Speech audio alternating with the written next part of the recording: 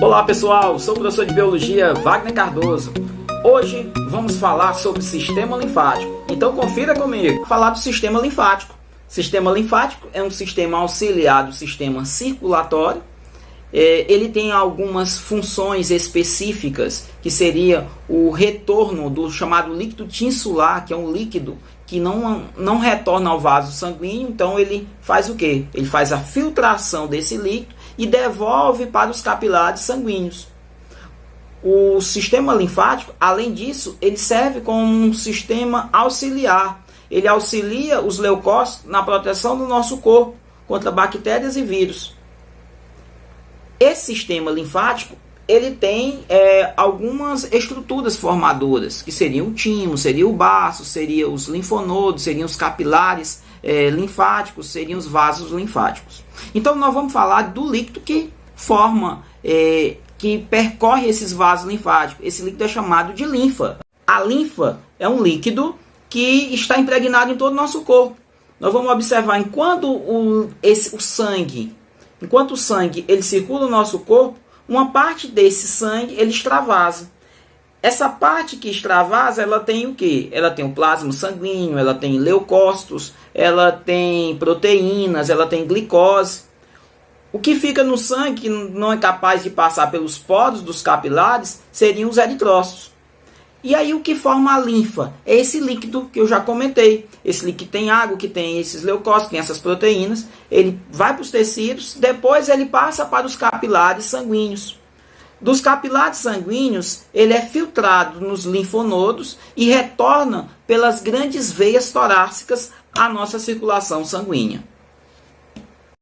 Os linfonodos são estruturas que estão distribuídas por todo o nosso corpo.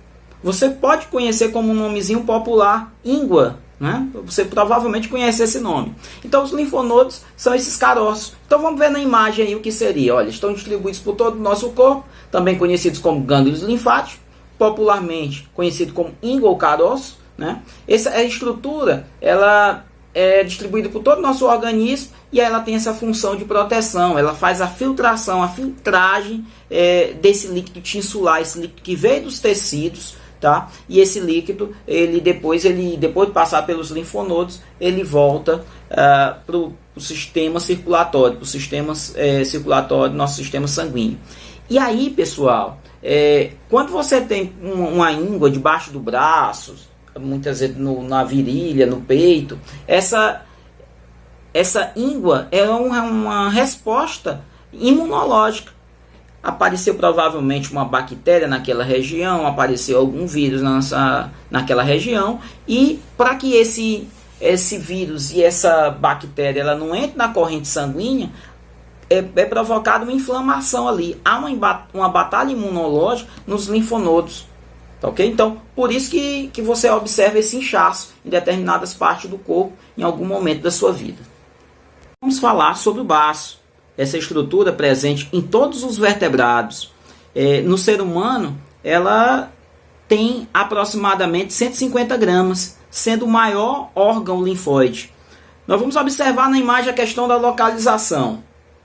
Então, está localizado na região posterior ao estômago, lá na região posterior ao estômago, está acima do rim. Então, essa estrutura ela tem algumas funções. Função de hematopoiese, que seria a formação de novas células sanguíneas, e a hemocatarese, que seria a destruição de hemácias velhas.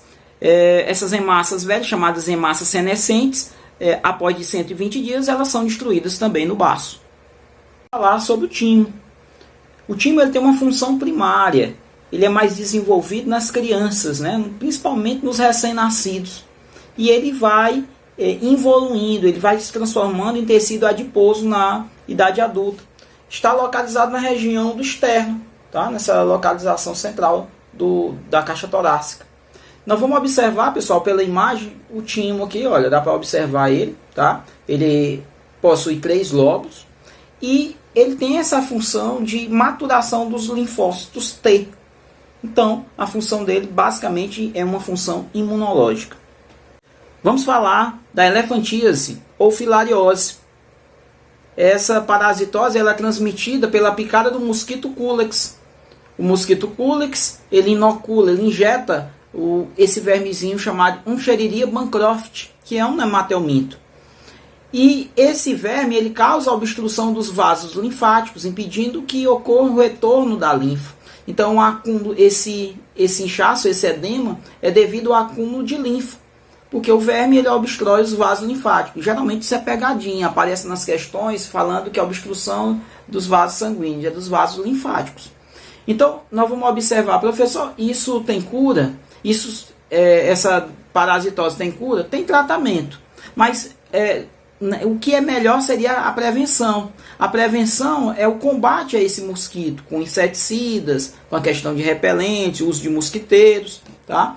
Então, nós vamos observar, pessoal, que além disso, além de medicações para o tratamento, para matar esse verme, existe também a questão de cirurgias para tirar esse vermezinho e desobstruir os vasos linfáticos. Tá ok? Então, aí seria a elefantíase ou filariose. Próxima temática, iremos falar das doenças cardiovasculares, como sopro, trombose e infarto do miocárdio. Você conhece essas expressões? Sopro, infarto do miocárdio? Você sabe o que é miocárdio? Você sabe o que é trombose? Então nós vamos falar sobre esses problemas. Ouviu falar de sopro no coração. Então o que seria esse termo? Esse termo ele foi criado a partir de uma ausculta que o médico faz, uma ausculta anormal. Quando ele coloca o estetoscópio para escutar os batimentos cardíacos, ele observa, né, que há algo anormal, que é um refluxo do sangue. O sangue está voltando. Pode ser um refluxo dos ventrículos para os átrios, ou pode ser um refluxo da artéria pulmonar para o ventrículo ou da artéria aorta para o ventrículo esquerdo. Então, o que seria isso? São falhas, pessoal. São falhas principalmente nas válvulas. Podem ser nas válvulas atrioventriculares, como eu já comentei, que existe a válvula tricúspide e a bicúspide ou mitral. Então, professor, o sopro, ele é patológico? Não. Em algumas crianças, a gente observa que 40% a 50% dos sopros, eles não são patológicos. O coração depois, ele volta a funcionar normalmente, sem problema nenhum. Tá? Não existe uma explicação científica para o aparecimento do sopro. Falar da trombose. Esse problema cardiovascular, tá? A gente verifica que ocorre uma dificuldade da passagem de sangue, principalmente nos membros inferiores. Você observa na figura uma circulação normal e você vai observar a circulação com trombose. Olha lá, a formação do trombo, tá? Que impede, diminui o fluxo sanguíneo. E aí ele mostra também o que seria a embolia. Parte desse trombo, ele se solta, olha lá, do vaso. E nós vamos observar que ele vai se deslocar para uma parte diferente do corpo. Pode ser o cérebro, pode ser o pulmão e pode levar à morte. Pessoal, é interessante que você saiba, quando nós falarmos de trombose, a questão dos fatores de risco. Já existem estudos que mostram a questão da pílula anticoncepcional como um fator de risco. Ficar sentado muito tempo, principalmente quando você faz longas viagens, tá?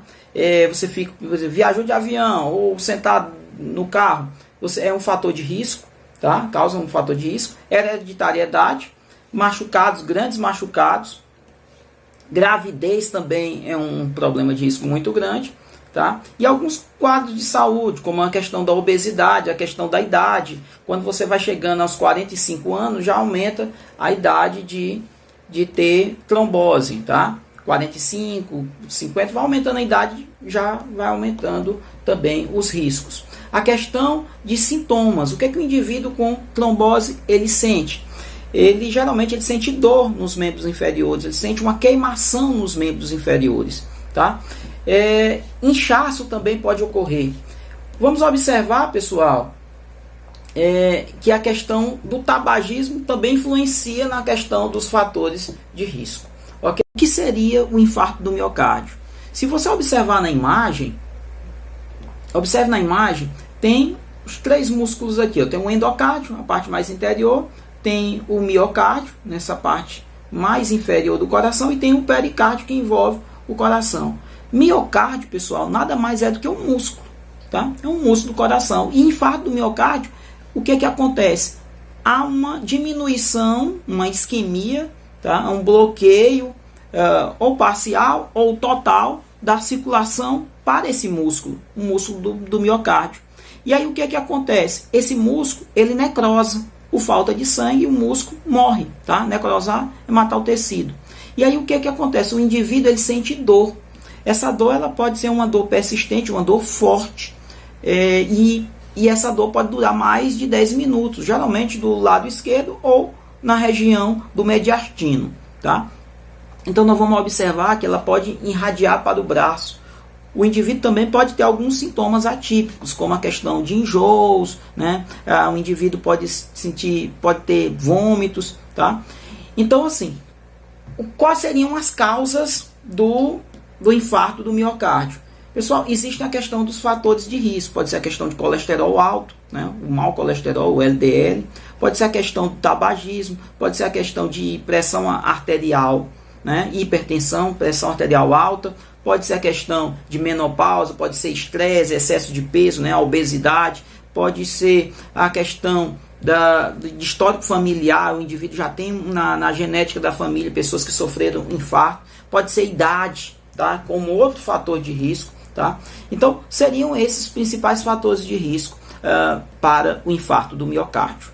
Linfático, falamos das funções do sistema linfático, das estruturas como baço, timo, linfonodos, os vasos linfáticos, a questão da própria linfa. Falamos das doenças cardiovasculares, trombose, falamos do sopro e falamos do infarto do miocárdio. Então, quero deixar para vocês esse exercício para a nossa próxima aula. Página 375, exercícios conceituais, e página 375 a 377, exercícios contextualizados. Deixando meu abraço e até a próxima. Valeu! Para que você possa ter uma vida mais saudável, evitando um possível infarto ou outras doenças cardiovasculares, deixamos as seguintes recomendações: evitar o consumo excessivo de álcool e cigarro, realizar check-up anualmente, ter uma alimentação rica em vitaminas, fibras e sais minerais, evitar o consumo excessivo de alimentos industrializados de alto teor calórico, principalmente alimentos açucarados, alimentos gordurosos, praticar exercícios físicos ou esportes regulares. Além disso, você deve evitar também o consumo excessivo de sal.